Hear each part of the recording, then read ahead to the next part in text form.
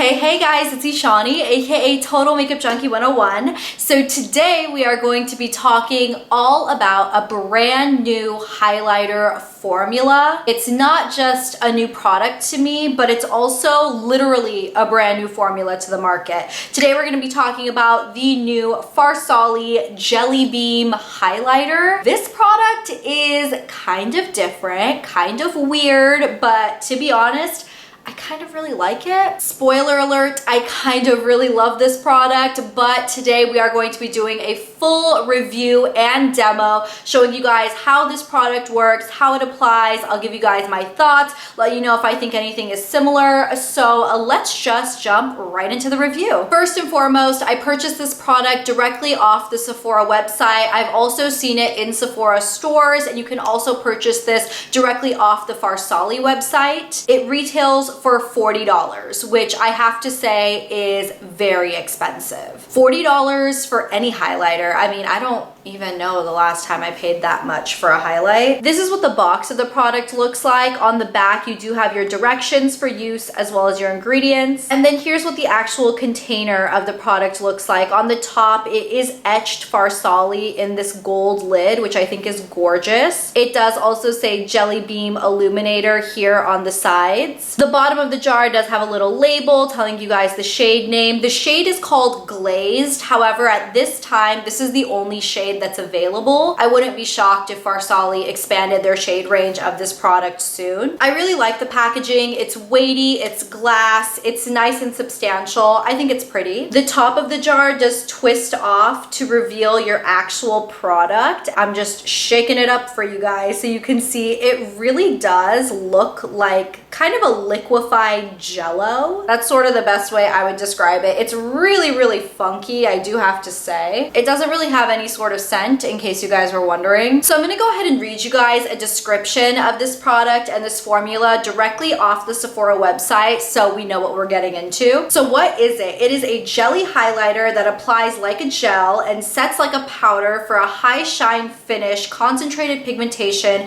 and a customized glow. What it does: Jelly Beam's innovative texture is a bouncy gel that is loaded with pigment for a high shine effect. Being a jelly, it moves and glides easily onto the skin, starting off with a wet, cool feel. And because it's 100% oil-free, it says that it quickly dries down to a powder finish. The formula is concentrated and a little bit goes a long way. The way Farsali has marketed this product is that you can almost get 3 different textures out of it over its lifetime. So it starts off as a jelly, as we saw. It almost looks like a jello type of thing. They say that if you take like a toothpick or something and stir it around in the pot, it will liquefy. So it'll almost turn into a liquidy, runny consistency. And then finally, Farsali does tell you to close the lid on this product really tightly after each use because this will dry out. However, the pro is that apparently when it does dry out, it dries into a powder highlighter. So even if the product is no longer a jelly or a liquid consistency, it does dry and you can use it with a powder highlighter brush. Now, for the purposes of this review and this video, I'm just gonna try it in the jelly consistency. I'm not gonna leave the lid off just to let it dry out, just to see if it'll turn into a powder highlighter. I assume what they're telling their consumers is true, and if it's not, well,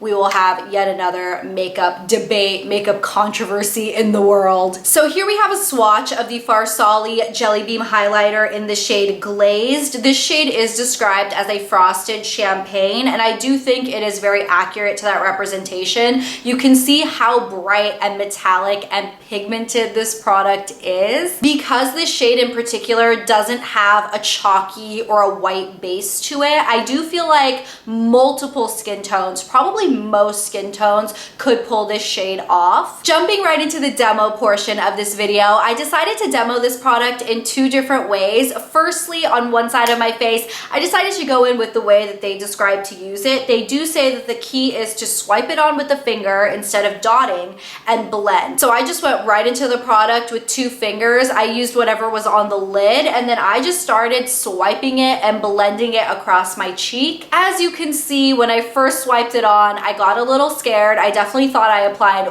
way too much, but as I started blending it out, I noticed that it did blend really effortlessly. I will tell you guys that this product does set really quickly. So when they say work on one area at a time, they are not kidding. Do not dot this all over your face and then try blending it after. Blend as you go. And then on the other side of my face, I decided to go ahead and use a beauty blender just to see if I could get a similar effect, because I know not everybody likes using their fingers. Blending it with the sponge was just as effortless as blending it with my fingers, but I will say that as you blend it across the cheeks with the sponge, I think maybe the sponge absorbs some of the product and it does actually blend into much more of a subtle highlight. When you blend it with your fingers, it definitely looks brighter and more prominent, but a sponge I feel like really makes this look like one with your skin. I think both application methods give you a really beautiful effect. If you want something a little bit more subtle, maybe use a sponge. If you want something more poppin' and bright and glowy, blend with your fingers. And just to show you guys, I did go over the side of my face that I blended with my fingers with the sponge, just to show that you can put a sponge on top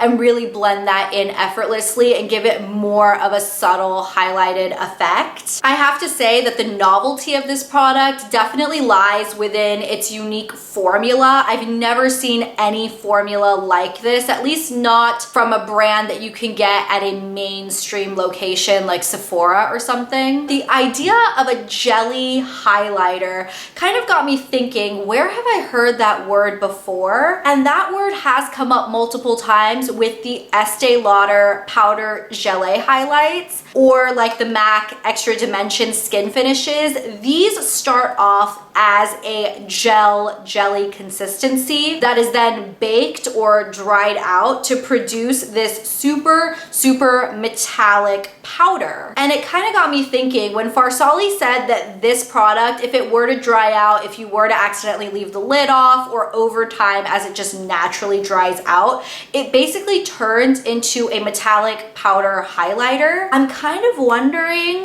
like, is this the step right before you get a powder gelée highlighter like this? Maybe I'm way off base. I probably should have researched it before I started throwing these conspiracy theories at you. Interesting thing to think about. I could be totally wrong, but I figured I'd just mention it because I was thinking about that last night. Because I know someone is going to ask me, do I think the shade of this is anything unique or revolutionary? Definitely not. This is just a champagne highlighter. Do you have colors like this in your collection? Absolutely. Can you get a similar highlighted effect from something else in your collection? Absolutely. But like I said earlier, the novelty of this product is the really interesting texture. The way it applies, the way it goes on, the way it looks, the way it blends, the way it wears, that is all really fantastic. I found the wear time on this formula to be really nice, especially because it does go from like a cream or a liquid to a powder really quickly. It sets really nicely, and once it sets, it does not rub off. I think the look of it on the skin is really beautiful. Like I said, it just looks like a very fresh, natural highlighter without looking like a white streak across your cheeks. There is a little bit of a learning curve with this product, but I do feel like once you get it in your hands and you play with it a little bit and you find the best method of application for you, it is all easy peasy from there. Now do remember, this is just a liquid illuminator, so you can use this however you want. You don't specifically have to reserve it for the tops of your cheekbones or anything. You can take a little bit of this and mix it in with a foundation. You can mix it in with your face primer. You can mix it in with some body lotion and apply it to your décolleté area or your legs or your shoulders or your arms. This is a very versatile product, and because it is so pigmented, a little tiny bit really does go a long way. Finally, wrapping this review video up, let's talk about some housekeeping items. This product is made in the USA. You also get 0.5 fluid ounces of product in this jar, which I have to say is a lot. To put that into perspective, a typical liquid foundation comes with 1 fluid ounce of product, so you're getting half of that amount in here. And considering how pigmented this is and the fact that you're not using it like a foundation, you're probably only going to use this on pinpointed areas of your face. 0.5 fluid ounces will last you a while. So there we have it. Those are all of my thoughts on the new Farsali Jelly Beam Illuminator. Please let me know in the comments down below if you guys have tried this product, and let me know what you think of it. Thank you guys so much for watching my review and supporting and subscribing to my channel. It really does mean the world to me, and I will talk to you guys in my next video on Thursday. I'll see you then. Bye.